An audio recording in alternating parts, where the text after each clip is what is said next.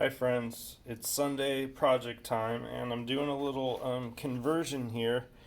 I've got a wall clock that takes a 1.5 volt AA battery, and the problem is the battery goes dead pretty fast, and the clock stops telling the right time after not very long, and so that's a problem. I want to hardwire it, and first my thinking was I'm going to use USB, but then I thought, why not look through my adapter collection, and I found this 4.5 volt adapter, and I thought, perfect, I will just put an LED in series here, and that will drop the voltage down to 1.5 volts.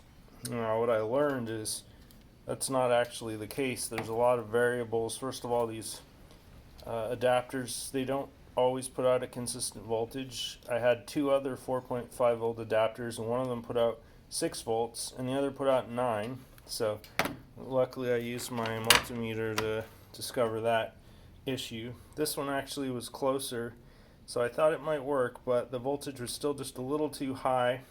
And interestingly enough, I think because it's powering a crystal, or I'm not sure exactly what it was doing, but the LED was flashing with each pulse of the clock mechanism, so that was throwing off the time. So clearly you need a really precise voltage. So I went on eBay and I got a couple of these little down steppers, and what these do is they allow you to take USB standard 5 volts and step them down to 1.5 volts. So my plan is to basically make a USB cable power supply and then attach it to this down stepper and then wire that to the clock. So hopefully, of course, I'm going to check the voltage before I wire it up to the clock.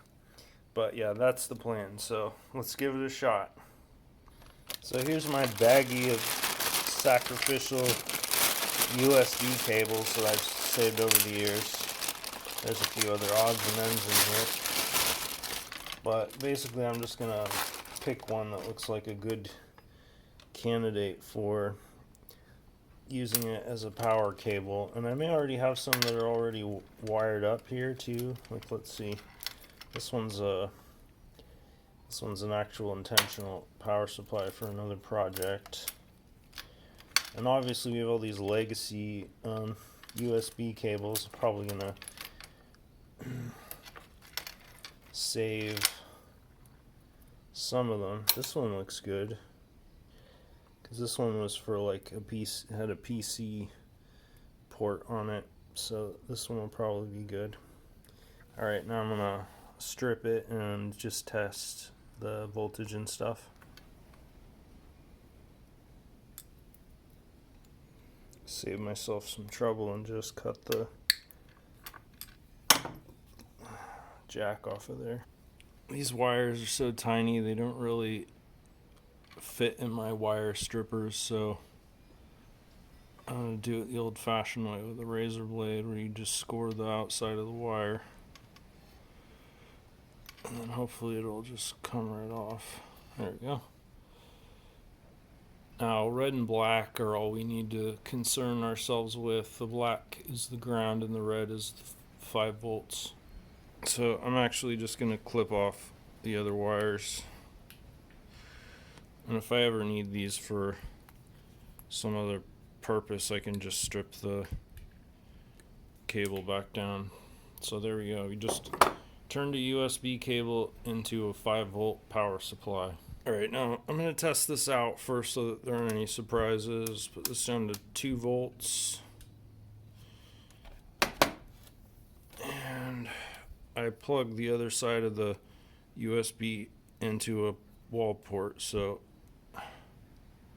alright, so we're getting, oh yeah, not 2 volts, 20 volts, because it's over 2 volts. So let's see what we got here.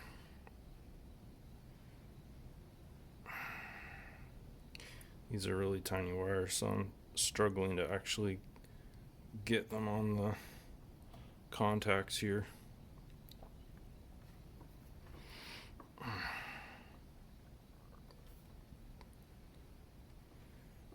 Okay, what's going on here? Let's try the 2 volts again.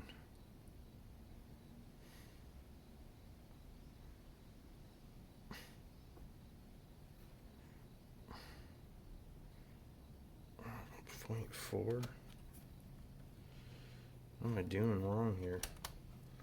This thing's always been kind of sketchy. I'm just gonna assume it's 5 volts. So I'm gonna try to tin these tiny little wires so they'll go into the board holes better. Alright, just a tiny touch of solder. Just do the trick. Do you really gotta have steady hands to do this? My hands aren't quite as steady as they used to be. I guess it's still kind of impressive that I can do that much. This is so low voltage, I'm just gonna try to wire it up and solder it in real time. Assuming I can get these wires through these holes, the rest should be a cakewalk. That's the ground in. Really need better tweezers. I'm gonna bend the wire around the back so that it'll hold it in place. Now the 5 volt line. Come on, you little devil. There we go. Alright, the LED didn't come on, so that's a little concerning. But maybe it needs to be done on both sides, I don't know. Well, let's solder it down and see what happens on the other side of the circuit.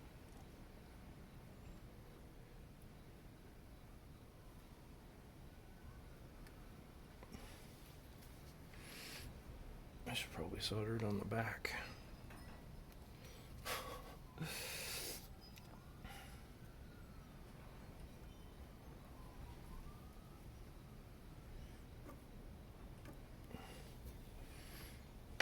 That one won't be coming loose anytime soon.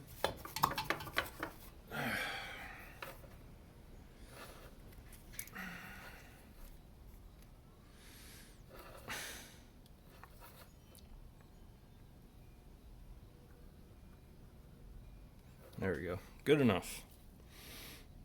I was starting to get a little suspicious of that USB cable just because it hadn't passed testing and I wasn't getting my controller to work, so I hooked up my test cable to my multimeter and I'm getting 5 volts, so that cable must have an inline resistor or something that is dropping the voltage way down. So I'm gonna have to use another cable, and so I learned a valuable lesson here, I guess.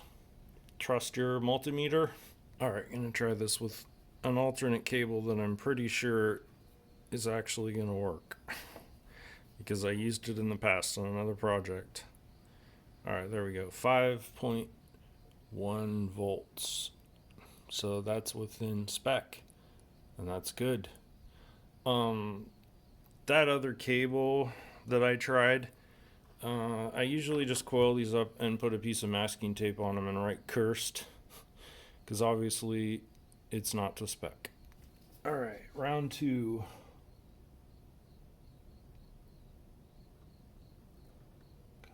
There we go. Alright, that's all wired up. Now let's see what our multimeter says. 1.43 volts, right on the nose. Beautiful. So, drop the 5 down to 1.43 for about good enough, hopefully. So, with any luck, the second step will be as simple as soldering these 2 wires from the battery terminals of the clock onto the output of the module. This is a little trick I learned a while back.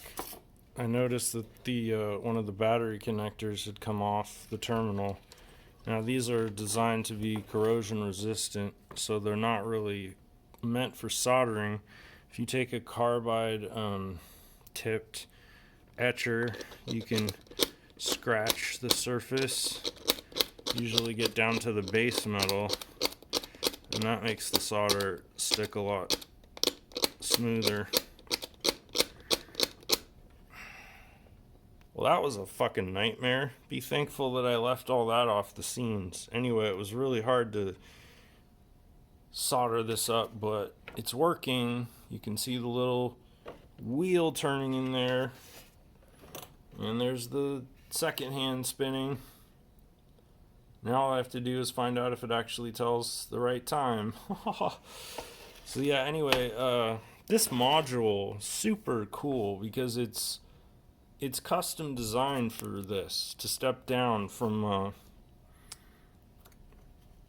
5 volts to 1.5 volts. I just think that's so cool, and it's super efficient. Just one transistor and a couple resistors. I don't know why the LED doesn't light up. I would have thought that would happen, but it doesn't. So anyway, I'm gonna just tape all the vulnerable parts so I don't have to worry about these solder unions snapping when I move things around. And that should be that. Thanks for watching another video where I torture myself for your pleasure.